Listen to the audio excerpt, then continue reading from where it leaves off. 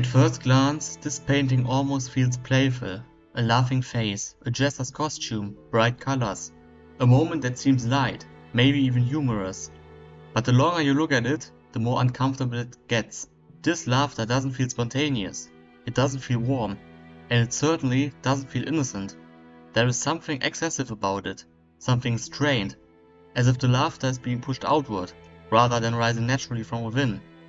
Today I want to take a closer look at this painting, not to explain it away, not to reduce it to a historical curiosity, but to understand why joy, when forced, can feel more disturbing than sadness, because this painting isn't really about laughter, it's about what happens when happiness becomes a role, and not a feeling. The painting you are looking at was created in the early 16th century during the Northern Renaissance. The artist, Jacob Cornelius von Ostsanen, worked in a time of enormous social pressure. Society was rigid, roles were fixed, public appearance mattered far more than inner truth. Humor, masks, and exaggerated figures were not just entertainment. They were tools to navigate a world where deviation could be dangerous. The fool, the jester, the laughing figure. They were allowed to express what others could not. And yet, even laughter had its limits. This painting reflects a world where joy was often performed. Emotions were carefully controlled, and the line between amusement and discomfort was very thin.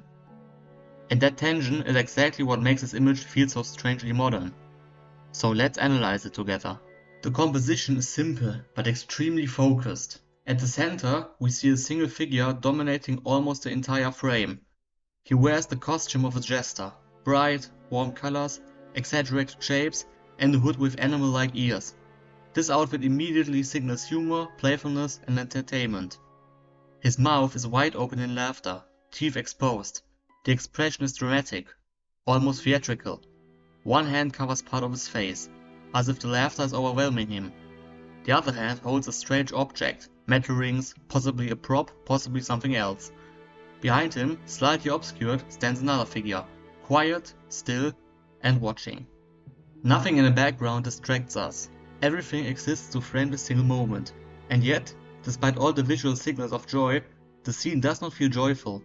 It feels tense. Let's take a closer look at the smile. The smile is the most aggressive element in this painting. It is wide, stretched, and unnatural in its intensity. This is not a soft smile. It is not relaxed. Psychologically, exaggerated expressions often signal compensation. When an emotion is overstated, it can indicate that it's being forced, not felt.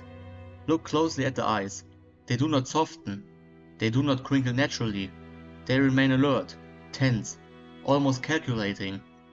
This disconnect between mouth and eyes is deeply unsettling, because we instinctively recognize it. We associate it with politeness, performance, social masks. This is not laughter for joy's sake. This is laughter for something else. Or someone else. After talking about the smile, let's talk a bit more about the hand. The hand covering part of the face introduces contradiction. On the surface, it seems natural. People often cover their faces when laughing hard, but here, the gesture feels deliberate, controlled. The hand does not fully hide the face, instead, it draws attention to the eyes. Psychologically, partial concealment often signals ambivalence, wanting to be seen, while also wanting to hide. It's as the figure is saying, "Look at me laughing, but don't look too closely." This is not a carefree gesture, it's defensive. The laughter becomes something fragile, something that could collapse if exposed too fully. The jester is not just a clown. Historically, jesters existed to serve others. They entertained courts, kings, nobles, people with power. They were allowed to mock, exaggerate, and behave foolishly, but only within strict boundaries. Their value was conditional. Their safety depended on performance. In this context, the jester is a symbol of social survival. He laughs so others don't have to. He performs joy so discomfort stays away. This transforms laughter into labor. Joy becomes a tool, a shield, and a mask. But what about the strange object in his hand? The metal rings in his hand are easy to overlook, but psychologically very important. They are cold, rigid, mechanical. In contrast to the soft fabric and exaggerated expression, they feel real, heavy, and unyielding. They could be a playful prop, or they could symbolize restraint, control, or obligation. What matters is not what they literally are, but what they introduce emotionally. They anchor the painting in tension. The question becomes, is he holding them freely, or are they part of what keeps him in his role? But what about the strange figure in the background? The background figure changes everything. Unlike the jester, this figure does not laugh, it does not perform, it simply observes. Psychologically, being watched alters behavior. Laughter becomes self-conscious. Joy becomes performative. The presence of this figure suggests expectation, judgment, and authority. The laughter now feels demanded, not chosen, and that makes it uncomfortable to witness. What is really fascinating about this painting is the emotional duality, humor and despair at once. This painting exists in a space between two dimensions, comedy and discomfort. The colors suggest warmth, the costume suggests humor, but the body language suggests strain, the facial expression suggests pressure. This emotional contradiction is what unsettles us. The painting refuses to resolve it. It forces us to sit with the discomfort of forced happiness. This is not a painting about madness. It is not about foolishness.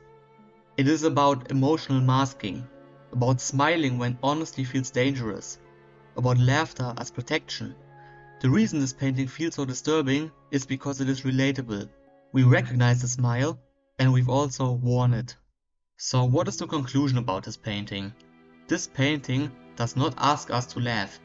It asks us to question why we sometimes pretend to be happy, why joy can become exhausting, why laughter can feel heavy. The fool isn't really foolish, he's human, and that is exactly why this image lingers long after you stop looking at it. But what is your opinion about this painting? Write it down in the comments down below.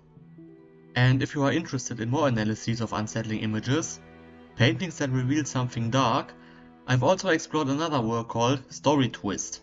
It's a painting that carries a quiet sense of psychological tension beneath it. If this kind of analysis speaks to you, you will probably find that one interesting as well. Thank you for watching, and I will see you there.